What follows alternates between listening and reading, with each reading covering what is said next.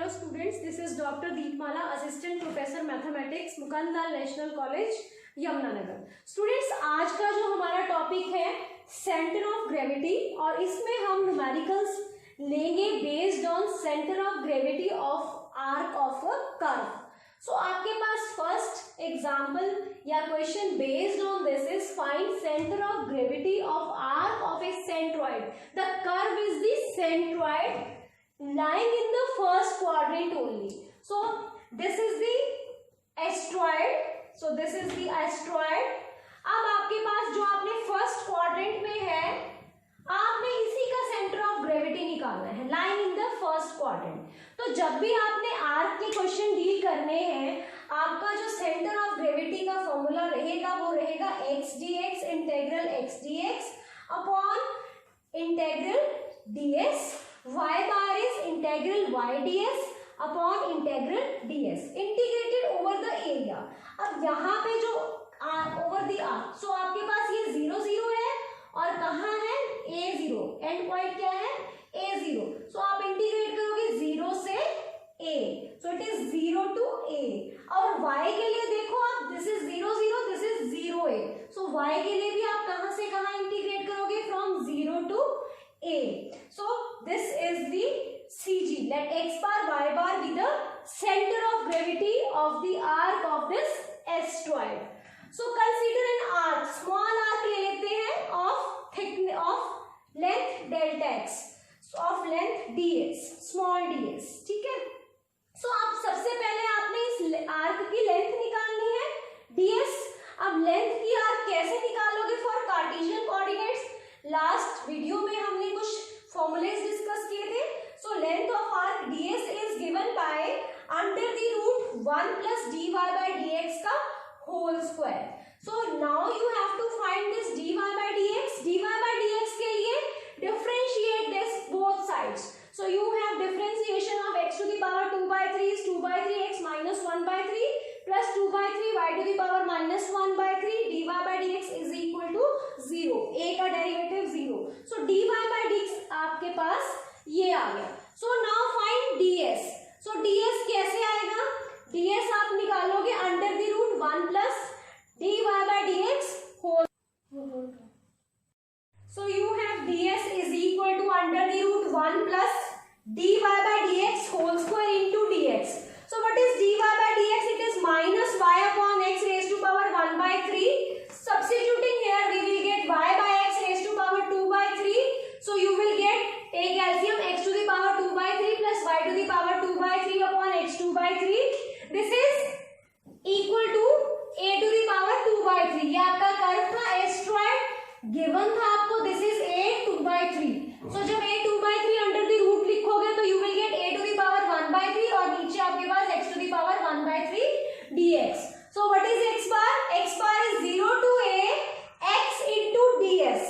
So ds की value आपके पास ये है, substitute here.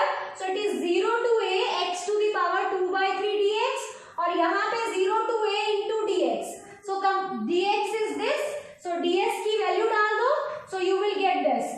After solving you will get 2 by 5 a. आप अब y बार के लिए चाहे तो सारा दोबारा से प्रोसीड करो या फिर सीधा लिख दो. Because of symmetry it is also equal to 2 by 5 a. So आपके पास सेंटर ऑफ ग्रेविटी क्या हो गया? 2 by 5 a. 2 by 5 a is the center of gravity of this asteroid. So either repeat again for y bar or you can write directly because of symmetry. Y bar is also 2 by 5 a. So this completes the question. Find the center of gravity of area of curve x 2 by 3 plus y 2 by 3 is equal to a 2 by 3 lying in the first quadrant. So you have to find the area of the curve, center of gravity of area of the curve. So आप जो question है that is not concerned with the center of gravity of arc of the curve, it is concerned with area of the curve. So area of curve का अगर center of gravity आपने निकालना है तो आपको small small strips करने पड़ेंगे. So let us consider a small strip PQ. So height length of this PQ is y और thickness जो है that is delta x. Clear? So आपने पहले कर्व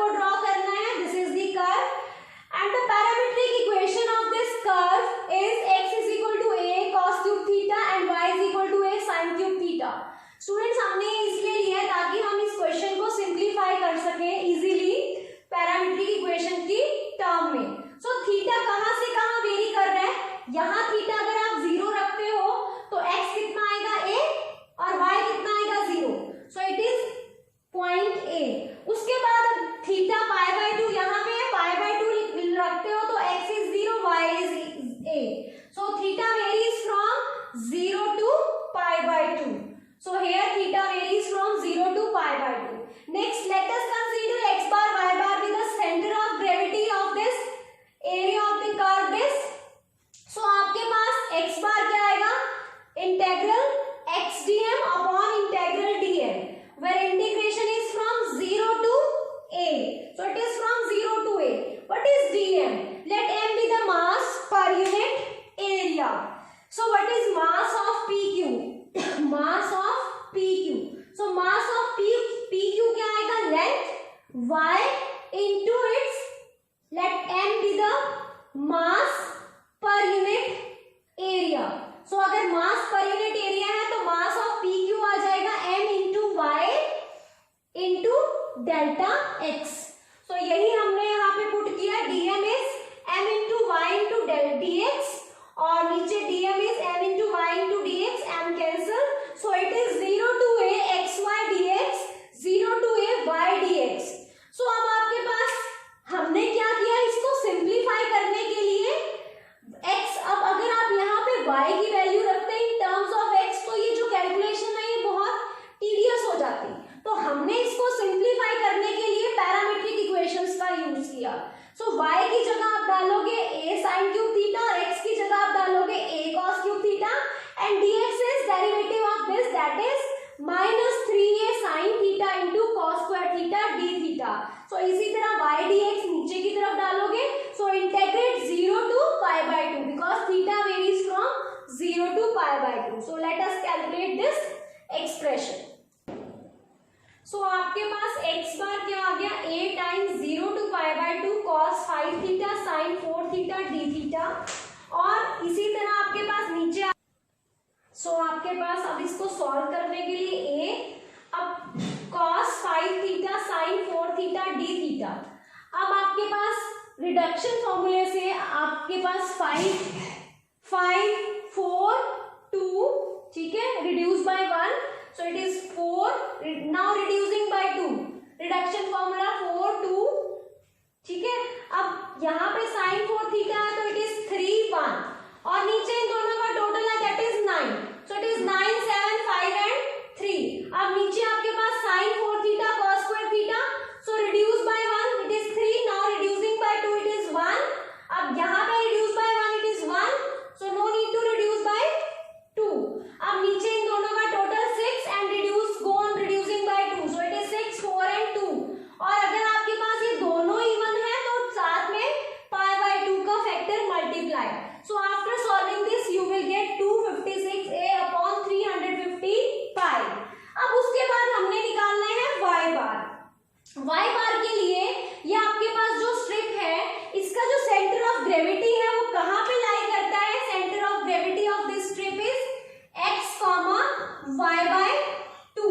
तो आपके पास y बार क्या आ गया? y by 2. उसमें हमने क्या लिखा था? x बार इज x लिखा था, यहाँ पे ये फॉर्मूला आता था x dm upon integral dm, ठीक है. अब यहाँ पे क्या फॉर्मूला बन जाएगा? x की जगह y बार क्या होता था? वैसे तो y dm, बट यहाँ पे जो रिप्लेस होगा y होगा y by 2 से, क्योंकि जो इसका cg है that exactly lies at y by 2. So it is y by 2 times dm वही सेम रहेगा. मास ऑफ दिस स्ट्रिप कैसे निकाला था? Length is y, total length is y into its thickness is delta x और साथ में m because m is mass per unit length. So it is mass per unit area. So it is y by 2 dm divided by dm. So this is dm my dx. अब आपके पास mm cancel हो गया outside the integral, so it remains y square by 2 dx and integral y dx. अब integrate कहाँ से कहाँ? Changing y into cos theta, parametric equation y क्या था? a sin cube theta, x क्या था? a cos cube theta. So change कर लो और इंटीग्रेशन कहाँ से कहाँ हो रही है? 0 to pi by 2. So after solving you will get a by 2 outside. This is a, you are left with a and this is half, so it is a by 2. Here you will get sin 7 theta and cos square theta d theta, and in the denominator it will be sin 4 theta into cos square theta d theta. अब फिर से again using reduction formula. So reduction formula कैसे लगाना है? 7 का 6 and go on reducing by 2, so it is